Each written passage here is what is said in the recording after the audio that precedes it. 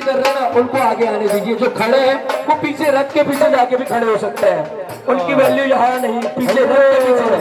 लेकिन जो रथ के आगे, जो भगवान के आगे है, उन्हें नृत्य करना पड़ेगा।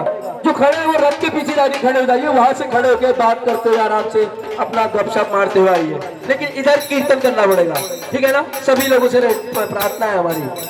हरे कृष्णा